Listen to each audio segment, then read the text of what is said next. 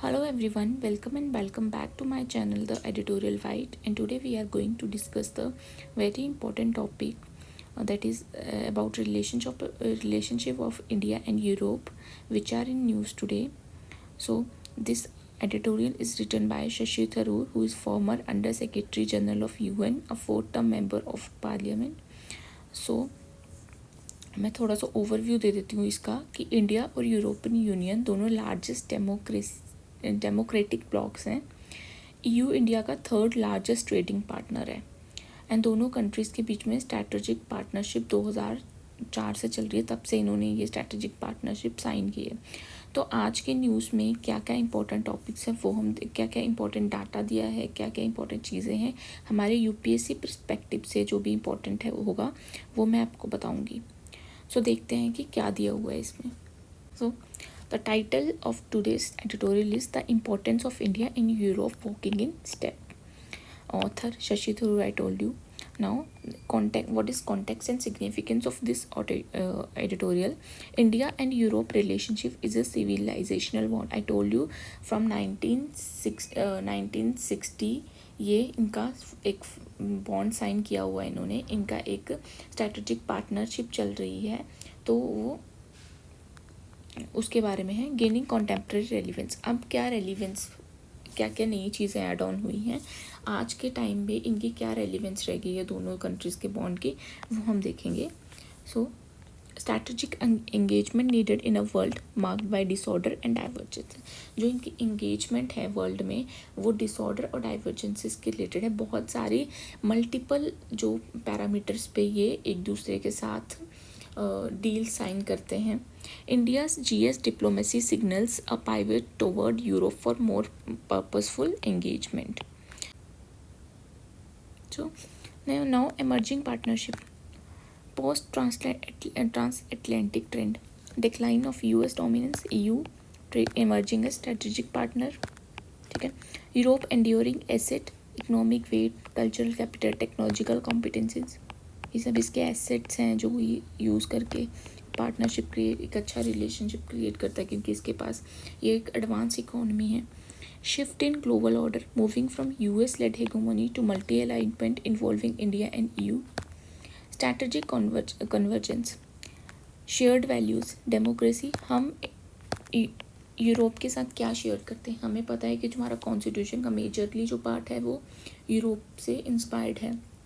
जैसे डेमोक्रेसी हमारी parliamentary form of government है, जो वो हमने यहाँ से इंस्पायर है। रूल ऑफ लॉ यहाँ से लिया है, मल्टीलेटरिज्म।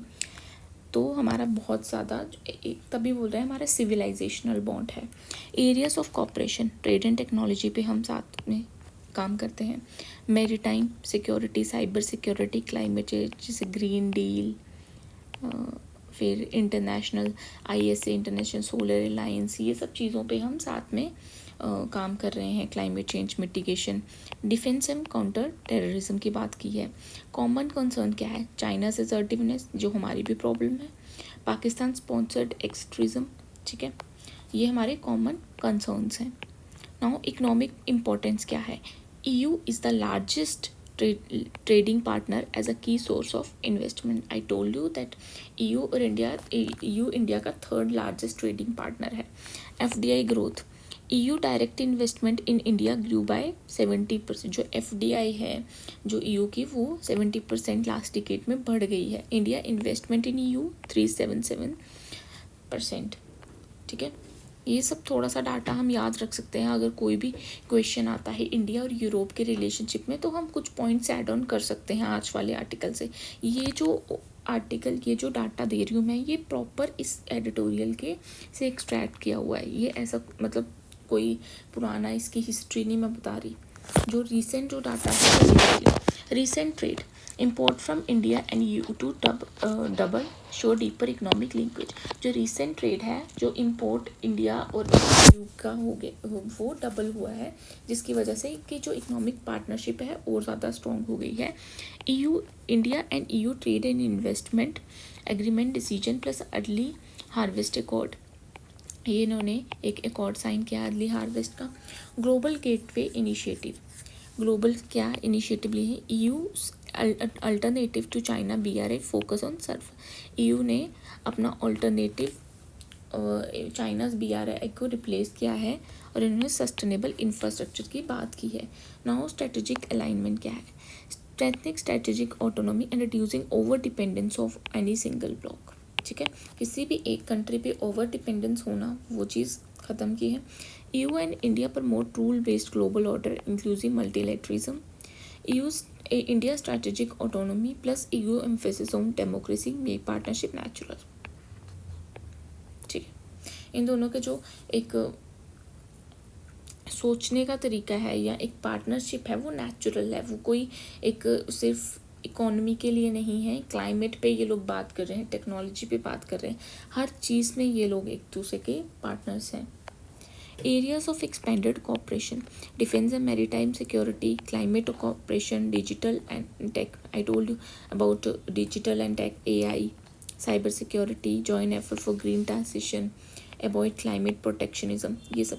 क्योंकि जो यूरोपियन यूनियन है वो क्लाइमेट का बहुत ज़्यादा मतलब उनको इनिशिएटिव लेते रहते हैं जो यूरोपियन यूनियन कंट्रीज़ हैं, ताकि हम अपने क्लाइमेट चेंज को कैसे कम कर सकें, कैसे प्रोटेक्ट कर सकें क्लाइमेट के। तो ये उन पे भी बहुत ज़्यादा रिलेट करते हैं इंडिया और यूरोपियन यूनियन, क्योंकि इंडिया भी बहुत सारे ऐसे इनिशिएटिव लेता रहता है। अब चैलेंज क्या आ रहा है EU के बीच में कि ब्रेक्सिट की UK है जो उसने EU से एग्जिट लिया है, तो वो एक चैलेंज है। Climate policy difference, carbon border adjustment mechanism versus India export concern. ये प्रॉब्लम क्या है कि जो यूरोपियन यूनियन है इसका जो ये CBAM है, कार्बन बॉर्डर एडजस्टमेंट मैकेनिज्म, ये बोलता है कि अगर आप कुछ भी एक्सपोर्ट करते हो हमारी कंट्री में, यूरोपियन कंट्रीज़ में, तो उस पर अगर कुछ भी क्लाइमेट वो जो प्रोडक्ट होगा अगर उससे आपने डिफॉरेस्टेशन करके बनाया होगा या कोई भी ऐसा मेजर क्लाइमेट चेंज आया होगा तो हम उस पर टैक्स लगाएंगे। ये वो टैक्स है, कार्बन बॉर्डर एडजस्टमेंट मैकेनिज्म एक टैक्स है। तो इससे क्या होगा, इंडिया के जो प्रोडक्ट हैं जो ऐसी किसी चीज़ से बने हैं या जिसमें ज़्यादा क्लाइमेट को नुकसान हुआ है तो उस पर टैक्स लगेगा, जिससे इंडिया का एक्सपोर्ट EU के साथ कम हो जाएगा। तो ये एक चैलेंज आ सकता है। Now protectionism risk, EU green deal could create trade barrier. I told you कि यही चीज़ ग्रीन डील जो है जो इंडिया EU की, वो बैरियर क्रिएट कर सकती है। Now way forward, need for changing perception not just policies, कि अपनी परसेप्शन को चेंज करने का टाइम है, पॉलिसीज़ को नहीं, कि हम कैसे किसी कंट्री को परसीव करते हैं और उसके साथ कैसा हम बॉन्ड बना सकते हैं। ठीक है, now strengthen cooperation in multilateral forum, G20, WTO, Quad, AI initiative, इसमें हम अपनी पार्टनरशिप को स्ट्रेंथन कर सकते हैं। Translate dialogue into tangible outcome, जो हमारी बातें हैं, जो हमारे जो हम लोग पार्टनरशिप वर्बली वो करते हैं, उनको हम एक टेंजिबल आउटकम में क्रिएट कर सकते हैं अपनी ट्रेड डील के द्वारा, टेक पार्टनरशिप के द्वारा हम एक अपनी जो स्ट्रॉन्ग कर सकते हैं अपना relation. Joint stance on global crisis to ensure strategic stability. Now क्या क्या फ्रेजेस हैं जो इंपॉर्टेंट है UPSC पॉइंट ऑफ व्यू से? Multi alignment, balancing US China EU, strategic autonomy, global gateway versus BRI, carbon border adjustment mechanism. ये pre के लिए भी बहुत इंपॉर्टेंट है, क्योंकि प्री में EU के रिलेटेड बहुत सारे क्वेश्चंस आते हैं जिसमें ये पूछ सकते हैं कि CBAM में किसने साइन किया है। Rules based international order inclusive multilateralism. अब UPSC का मेंस का क्वेश्चन कैसे आ सकता है? जैसे GS पेपर 2 से रेलिवेंट है, इंटरनेशनल रिलेशंस का पार्ट है। India and it's neighbourhood relation, effect of policies of developed countries on India interest. ठीक है, ये क्वेश्चन। थीम्स क्या है, किस किस थीम से, जो हमारे सिलेबस की थीम है, changing global order, strategic autonomy, India EU cooperation in trade, climate, tech, defence. तो ये जो टॉपिक इसलिए इम्पोर्टेंट बन जाता है क्योंकि ये हमारे सिलेबस को सीधे रेफ़र कर रहा है। तो अगर आपको ये टॉपिक अच्छा लगा हो या आपको कोई भी हेल्प हुई तो प्लीज़ आप इससे नोट्स बनाओ और अपने आंसर राइटिंग प्रैक्टिस करो ज़्यादा से ज़्यादा। So thank you so much guys.